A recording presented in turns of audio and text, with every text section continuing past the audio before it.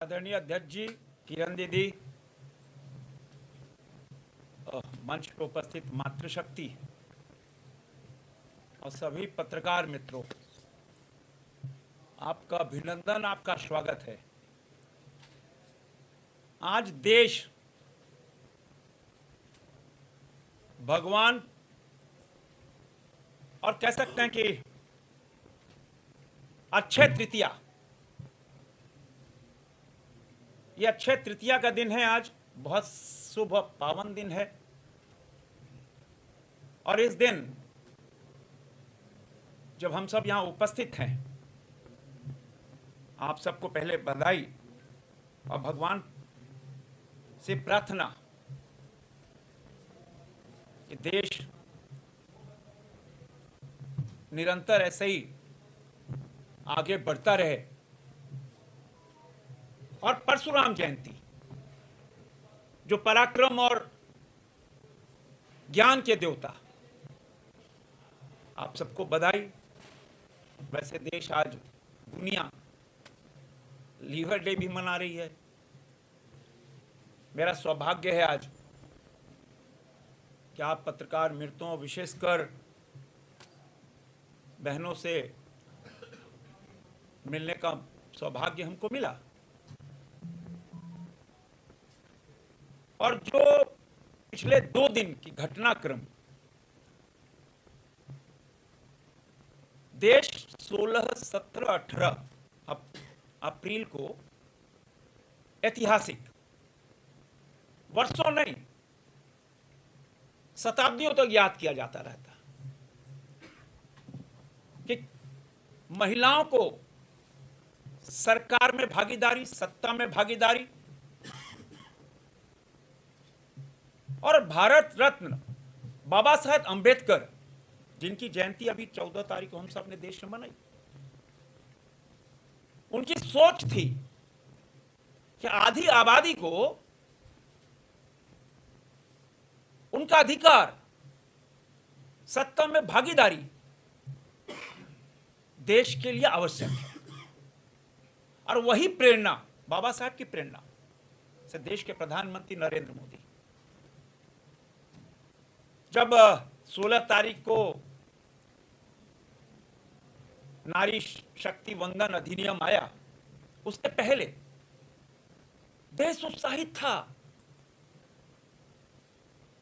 140 करोड़ देशवासी और उसमें आधी आबादी के साथ में पूरा देश उत्साहित था कि हमारी बहन को, हमारी दीदी को, हमारी बेटी को अधिकार मिलने जा रहा है। 7 डिकेड के बाद बातें सबने की, अटल जी ने प्रयास किया लेकिन होने नहीं दिया। और फिर 2023 में जब महिला आरक्षण बिल पास हुआ और उसके बाद आवाज उठी थी, और जिसका परिणाम हुआ कि जब 3 बिल आए, क्योंकि 2023 के उस महिला आरक्षण में परिसीमन था। परिसीमन के बाद जब हम डिलिमिटेशन करेंगे, तब उसके बाद हम आरक्षण की प्रक्रिया शुरू होगी। अब सेंसस शुरू हुआ और सेंसस, अभी हाउस सेंसस चल रहा है, फिर सेंसस आगे बढ़ेगा। तो इसी निमित्त बिल लाया गया कि 2029 में लोकसभा चुनाव और विधानसभा चुनाव में हम 33% महिला आरक्षण देंगे। सारी जो बाध्यताएं थी, जो आहर्ताएं थे, वो पूरी करनी थी। तो देश जानता है, मोदी ने जो जो कहा उसको धरातल पर उतारा। मोदी जी ने जो जो वायदा किया, एक एक वायदे को पूरा किया। और वो एक वादा था देश की बेटियों के साथ। मैं रांची से आता हूं, झारखंड से। वहां पहाड़ के पीछे ट्राइबल महिला दीदी बैठती हैं, ना उनके पास कोई अखबार है, ना कोई सोशल मीडिया है, ना कोई चैनल है, लेकिन टेलीपैथी है। मोदी और गांव की बेटी में टेलीपैथी है। क्या टेलीपैथी है? ना वो अखबार पढ़ रही है, ना सोशल मीडिया देख रही है, व्हाट्सएप देख रही है। लेकिन मोदी तो बोलती है अपनी भाषा में, हमारे लिए तो मोदी सब कुछ है, हम तो हमेशा मोदी के दे वोट। हमने क्या क्यों क्या दीदी, देख मोदी हमरा काका देलक। मोदी ने हमको सब कुछ दिया, शौचालय से लेकर प्रधानमंत्री से आवास से लेकर आयुष्मान भारत से लेकर सब कुछ दिया। वो टेलीपैथी। अब देश की बेटियां 70 करोड़ बेटियां इस आशा में साथ थी कि अब वह दिन दूर नहीं जब 100 में 33 महिला सांसद और विधायक होंगे। देश उत्साहित था। देश भर में स्कूटी जुलूस, सम्मेलन, हर जगह कहीं भी चले जाइए, शादी ब्याह, हर जगह एक वाइब्रेंसी दिख रही थी, एक वातावरण था कि भाई देश की बेटी को अब तो उसका अधिकार मिलने वाला है। उत्साहित थी देश की बेटियां। और इसी निमित्त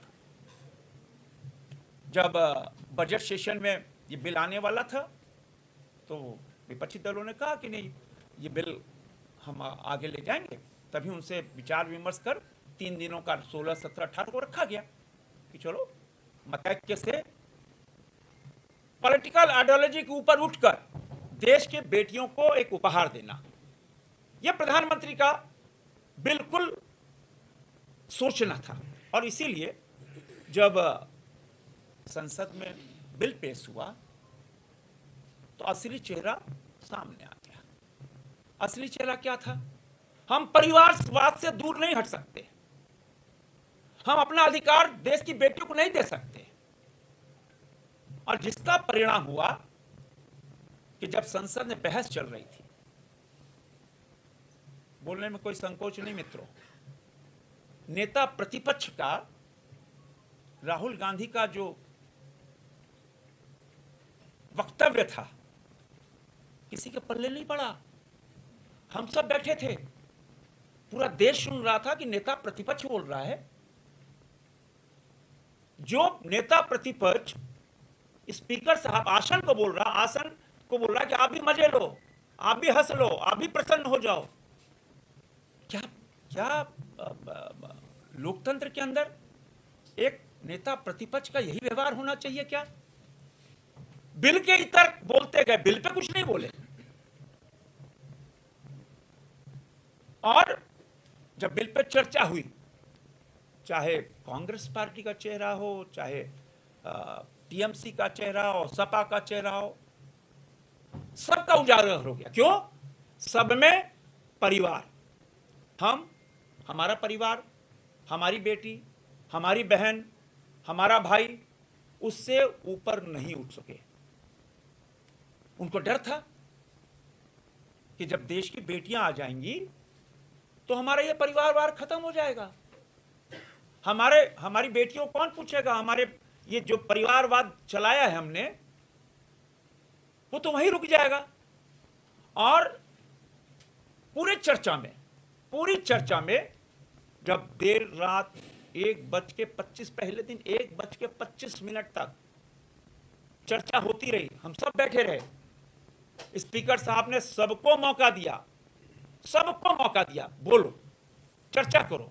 लेकिन यह इतना बड़ा उपहार था देश की बेटियों को देने के लिए, लेकिन कांग्रेस पार्टी ने देश की बेटियों को जब छल किया, जो अपराध किया, आने वाले दशकों तक देश की बेटियां उनको माफ नहीं करेंगी।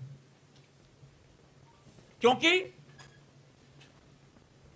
ये कॉन्स्टिट्यूशन अमेंडमेंट बिल था, हमको 2/3 मेजॉरिटी चाहिए थी, और सेंसस के बाद डिलिमिटेशन करना था, और फिर आरक्षण।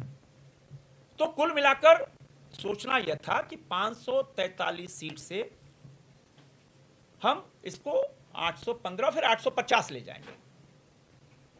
1971 में 550 जब लोकसभा की सीट हुई, उस समय 1975-76 पर आप याद करो, उस समय भारत की आबादी 54 करोड़ में आती थी, सिर्फ 54 करोड़। आज 140 करोड़ से ऊपर, और आने वाले दिनों में बढ़नी है। अमित शाह जी ने बिल्कुल स्पष्ट रूप में कहा, जैसे मैं हूं, मैं अपनी लोकसभा का बताता हूं, मेरे लोकसभा में 27 लाख से ऊपर वोटर हैं। मेरी लोकसभा, रांची लोकसभा में 27 लाख से ऊपर वोटर हैं। वो बढ़ रहा, दिनों दिन बढ़ रहा, 28-29। तो जनता के साथ न्याय। अब 27 लाख अगर वोटर होंगे तो जनसंख्या ऑटोमेटिकली 40 लाख होगी। 40 लाख की अपेक्षा क्या होगी? तो कहीं जो कोई कॉन्स्टिट्यूएंसी है, कहीं 3 लाख की है, कहीं 2 लाख की है, कहीं इवेंट कहीं 40 लाख की भी है वोटर्स की। तो अगर हम इसको जनसंख्या के अनुरूप, सेंसस के बाद जनसंख्या के अनुरूप हम डिलिमिटेशन कर देते तो 33% आरक्षण और पूरी सहभागिता। जब 850 सांसद होते तो रिजल्ट ओरिएंटेड, हम जो अपेक्षा है जनता की, देखो हम सब दिन रात काम करते हैं और दिन रात काम कर कर गांव भी जाना, टोला भी जाना, मोहल्ला भी जाना, सब जगह जाना है।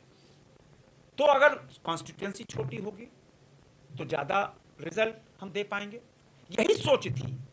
और 33% जब महिला, देखो महिला जहां रहती है वहां अनुशासन, वहां रिजल्ट 100%, ये भारत की आम सोच है, भारत के लोगों की।